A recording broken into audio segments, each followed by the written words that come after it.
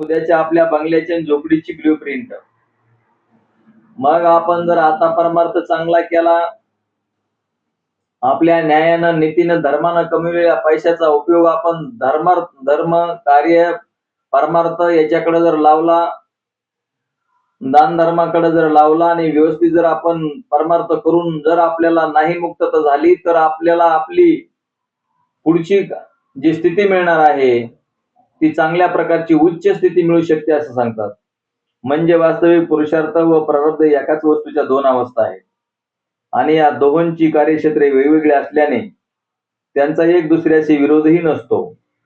प्रारब्ध सांप्रतच्या शरीराला त्यांच्या चांगल्या वाईट रूपाप्रमाणे भोग प्रदान करते, तर चालू आयुष्यात केलेला पुरुषार्थ कालांतराने प्रारब्धात रूपांतरित होऊन भविष्यकालीन शरीराला चांगला व वाईट भोग प्राप्त करून देतो.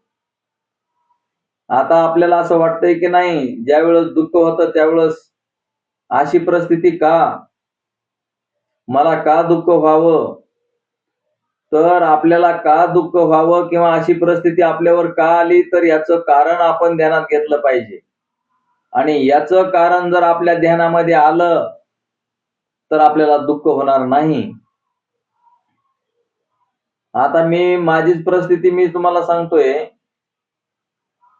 की या वर्षामध्ये किती प्रकारचं दुःख झालं आणि किती प्रकारचं दुःख सहन करण्याची वेळ आली, तर हे मला जर एवढं कळालेलं असून, आता कळालेलं म्हणजे व्यावहारिक स्थितीतलं बोलतोय, जर एवढं कळालेलं असून जर मला असं दुःख होतंय, तर हे दुःख का होतं याचं कारण शोधलं पाहिजे. याचं कारण आहे पूर्वीचे कर्म, चुकीचे झालेले पूर्वीचे कर्म, त्या कर्माचं फल आता आपल्याला मिळतंय. मग चुकीचे कर्म जर घडले नसते तर आता आपल्याला ते कर्माचं फल भोगावं लागलं नसतं. आपण अनंत जन्मामध्ये केलेले संचित कर्म, त्या संचितातून मिळालेला हा देह आणि त्या देहाचं प्रारब्ध, मग असणार आता आपल्याकडून किंवा माझ्याकडून जी चुकीचे कर्म घडले आणि मी केला आणि माझ्यामुळं झाला, असं झाल्यामुळं आता आपल्याला आपलं प्रारब्ध दुःख देत आहे. पण ह्या सगळ्या गोष्टी देहाबद्दलच्या आहेत. देह माझा नसून पंचमहाभूताचा आहे, देह मेह नसून देह दृश्य आहे. एवढं कळूनही आपल्या अंतःकरणाला दुःख होतं. मग आपले कर्म काहीतरी चुकीचे असले पाहिजेत आणि ते चुकीचे कर्म झाल्यामुळे आता त्याची परतफेड होत आहे. तर मग आता आपण प्रेमानं ती परतफेड केली पाहिजे. दुःख न करता ती प्रेमानं आपण परतफेड केली पाहिजे. नाही, कोणाच्या काही वस्तू घेतल्या त्या परत द्यायच्या असतील तर प्रेमाने द्याव्यात की नाही. म्हणजे एकतर दुसऱ्याकडून घ्यायचं आणि द्यायची वेळ आली की राग करायचा, द्यायची वेळ आली की रडू करून द्यायचं, तर मग हे चांगलंय का? तर दुसऱ्याचं घेतलेलं देते वेळेस सुद्धा आनंदानं दिलं पाहिजे, कारण आपण ते घेतलेलं आहे. तर अशा पद्धतीने व्यवहारामध्ये कमीत कमी आता तरी चुका होऊ नयेत, कारण पाठीमागलं झालं ते झालं, आता ते भोगून सारावाच लागेल. मी परमार्थ कितीही केला, उच्च कोटीचा केला, कसाही केला, तरीही प्रारब्धामध्ये जसं लिखित आहे आणि तसंच घडत असतं. म्हणून केले कर्म झाले त्याची भोग आले,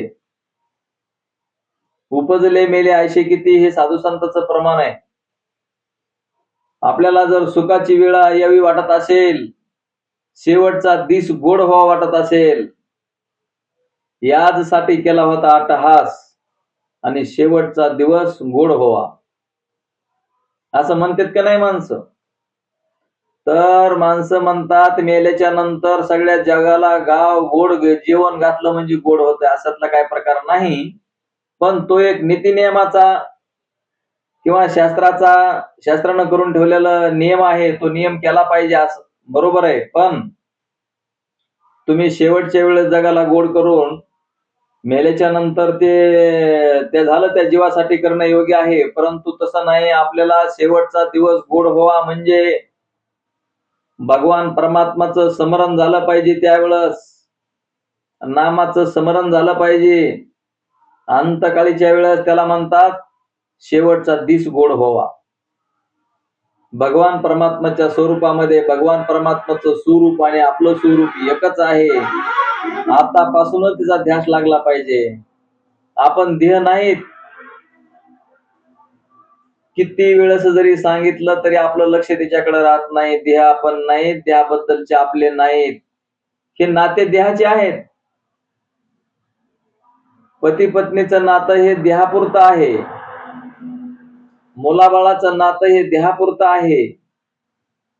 तुमचं आमचं नातं हे देहापुरतं आहे. पण तुमचं आमचं नातं कायमस्वरूपी जर कोणचं असेल तर आपण साक्षी रूपानं सर्व एकच आहोत. आत्मरूपानं आपण एकच आहोत. आपला व्यवहार व्हावा वेगवेगळा, म्हणून आपल्याला शरीर वेगवेगळे दिलेले आहेत परमात्म्यानं. पण आपण मूळ जे आपलं स्वरूप आहे ते सर्वांचं एकच आहे. साक्षी रूपानं आपण सगळे एकच आहोत. कर्म चुकले म्हणून तर आपल्याला अशी परिस्थिती आलेली आहे. कर्म चुकले म्हणून तर आपल्याला प्रारब्ध भोगावं लागत आहे. कर्मच जर नाही बनू दिलं तर मग आता माणसं म्हणतात कर्मच नसलं बनायचं तर आपण काहीच करायचं नाही बरं, म्हणजे मग आपलं कर्म बनायचं नाही. पण तसं नसतं. कर्म हे आपला श्वास जरी झाला तरी ते कर्मामध्ये मोडतं. श्वास घेतला आणि श्वासामध्ये नाम असेल तर तो श्वास आपल्या कामासाठी आला. श्वास घेतला पण ते श्वासामध्ये नाम नाही तर तो श्वास वाया गेला. एका दिवसामध्ये 21,600 वेळेस श्वास होतो, म्हणजे 24 घंट्यामध्ये. त्याच्यामध्ये नाम असतं.